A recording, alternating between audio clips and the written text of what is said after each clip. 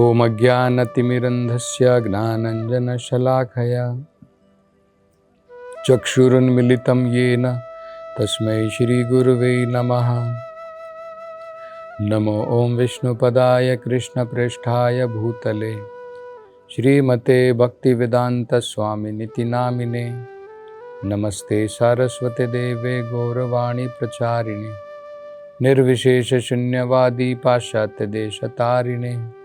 जय श्री कृष्ण चैतन्य प्रभु नित्यानंद श्री अद्वैत गदाधर श्रीवासदि गौर भक्तवृंद। हरे कृष्णा कृष्ण कृष्ण हरे हरे, हरे राम राम राम हरे हरे। हरे कृष्ण। तो कश्यप मुनि ने जो योजना बनाई कि मैं दिति को एक ऐसा कार्यक्रम प्रदान करूंगा, एक ऐसा व्रत प्रदान करूंगा जिसके नियमों का पालन करके दिति का हृदय शुद्ध हो जाए। वैष्णव के जो नियम है, भगवान की भक्ति करने के जो नियम हैं, वो मैं उसे प्रदान करूंगा। तो ये हमें पता है, कलयुग के अंदर में जब हमारे हृदय के अंदर में इतने सारे दोष भरे हैं, एकमात्र रास्ता हमारे हृदय को शुद्ध करने का वो है भगवान के नाम का संकीर्तन। चेतो दर्पण मार्जनम भव महादावाग्नि निर्वापणम। चैतन्य महाप्रभु ने जो ये हमें कार्यक्रम दिया है कलयुग में, वो हमारे हृदय को शुद्ध करता है। हमारे हृदय को चेतो दर्पणम मार्जनम, चेत मतलब होता है हमारा हृदय। हमारा हृदय, उसकी तुलना एक दर्पण से की गई है, शीशे से, मिरर। तो जब तक दर्पण गंदा है, शीशे में हम क्या देखते हैं? अपना मुख देख सकते हैं। लेकिन अगर शीशा गंदा है तो आपको कुछ नहीं दिखाई देगा। तो जब तक हमारा हृदय गंदगियों से भरा हुआ है, तब तक हम भगवान के दर्शन नहीं कर पाएंगे, आत्म साक्षात्कार हमें प्राप्त नहीं हो पाएगी। तो चेतो दर्पण मार्जनम, जब हम हरिनाम संकीर्तन करते हैं, भगवान के नाम का जप करते हैं और उसका श्रवण करते हैं, उससे क्या होता है? हमारा हृदय शुद्ध होता है।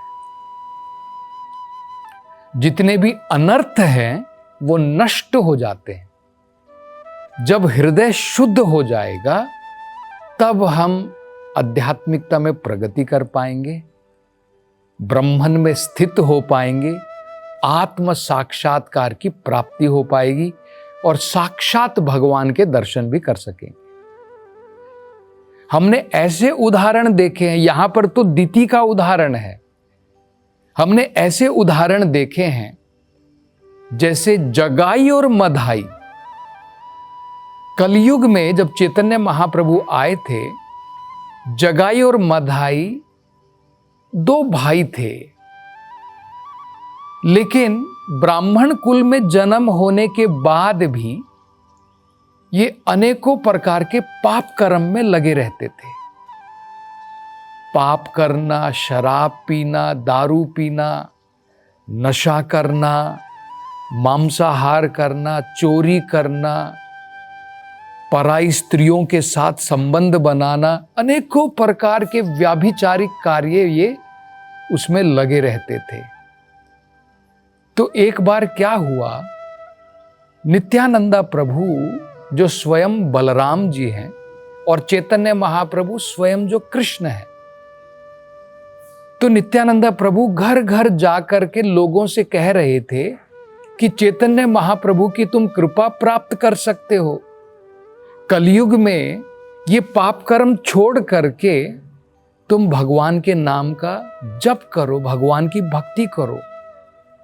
उससे तुम्हारी ये पाप करने की जो वृत्ति है, आसुरिक जो वृत्ति है, इच्छा है, वो नष्ट हो जाएगी। लेकिन ये बड़े दुष्ट थे। जब नित्यानंद प्रभु ने कहा कि तुम भगवान के नाम का जप करो, इन्होंने पत्थर उठाया दोनों भाइयों ने और नित्यानंद प्रभु के सर के ऊपर दे मारा। तो उनके सर पर लगने के बाद में उनके सर से जब लहू बह रहा था और जब चैतन्य महाप्रभु को पता चला तो चैतन्य महाप्रभु वहां पर प्रकट हुए और उन्होंने कहा, इन दुष्टों का मैं संहार कर दूंगा। तुरंत चैतन्य महाप्रभु ने अपने सुदर्शन चक्र का उसको बुलाया और वो तुरंत इन दोनों का वध करना चाहते थे। लेकिन नित्यानंद प्रभु जो है बड़े दयालु थे। उन्होंने तुरंत चैतन्य महाप्रभु के चरणों को पकड़ लिया और कहा, हे भगवान, आपने कलयुग में कहा है कि आप अस्त्र का प्रयोग नहीं करेंगे। आप इनके ऊपर कृपा कीजिए और इनको क्षमा याचना प्रदान कीजिए। तब चैतन्य महाप्रभु ने कहा, जगाई मधाई, नित्यानंद प्रभु के कहने पर मैं तुम्हें क्षमा कर रहा हूं, लेकिन एक शर्त है, तभी मैं तुम्हें क्षमा करूंगा जब विषया छाड़िया मुखे बोलो हरि हरि। ये सारे विषयों को तुम छोड़ दोगे और मुख से भगवान हरि का नाम बोलोगे। तो दोनों जगाई और मधाई जो है वो बड़े प्रसन्न हुए कि चैतन्य महाप्रभु ने उनकी जान बख्श दी है और तुरंत उनके चरणों पर वो पड़ गए, क्षमा याचना की और उन्होंने सभी प्रकार के पाप कर्म छोड़ दिए और भगवान के नाम का जप किया। तो जगाई मधाई जैसे पापी व्यक्ति का भी हृदय शुद्ध हो जाता है भगवान के नाम की कृपा से। तो यही कश्यप मुनि भी चाहते थे कि भगवान की भक्ति के द्वारा किसी न किसी प्रकार से दिति का हृदय शुद्ध हो जाएगा और उसकी ये जो इच्छा है इंद्र को मारने की वो चली जाएगी। तो उनका क्या विचार था कि अगर दिति इस व्रत को करते करते भटक भी गई तो भी कोई प्रॉब्लम नहीं है, क्योंकि भगवान की भक्ति इतनी श्रेष्ठ होती है कि अगर व्यक्ति भक्ति मार्ग से भटक भी जाता है तो भी उसकी कोई हानि नहीं है, क्योंकि जितनी हमने भक्ति की है अगले जीवन में वो हमारे पास में हमेशा रहेगी।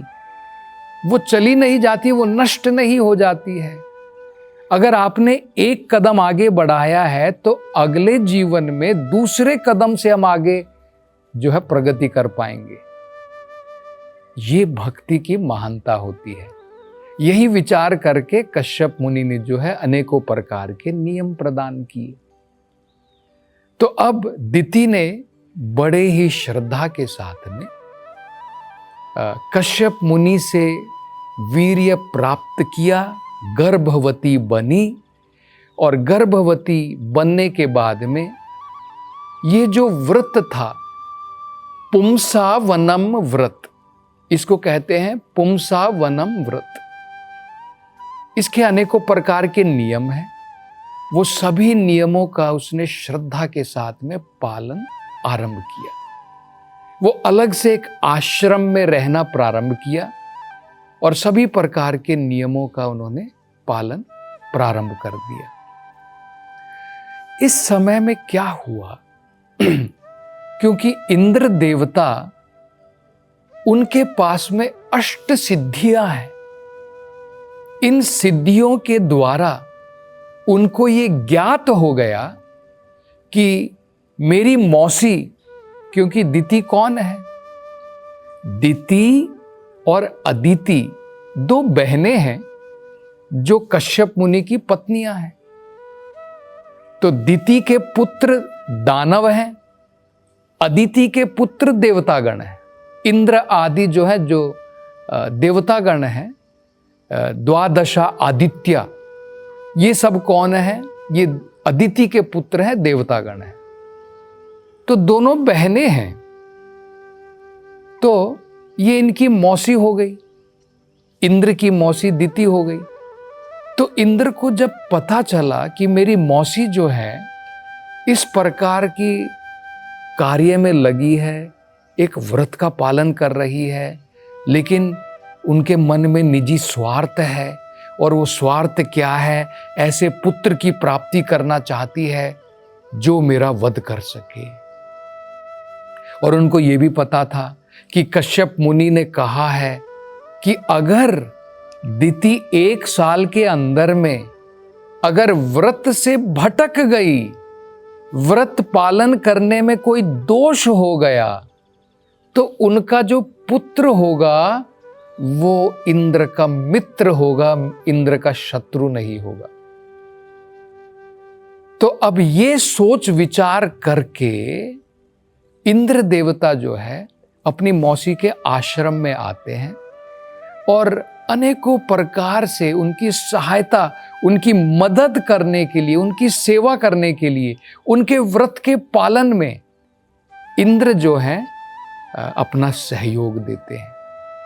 जैसे वो क्या करते हैं, इंद्र जो है वन में जाते हैं, वन में जाकर के लकड़ी इकट्ठी करके लाना यज्ञ के लिए, फूल लेकर के आना, फल लेकर के आना, कंदमूल लेकर के आना, पानी लेकर के आना, कुशा घास लेकर के आना, सब समय समय पर दिति को पूर्ण रूप से संतुष्ट करने के लिए और ये देखने के लिए कि क्या मुझे कोई अवसर प्राप्त होगा कि मैं देख पाऊंगा कि दिति जो है अपने व्रत का सही प्रकार से पालन नहीं कर पा रही है,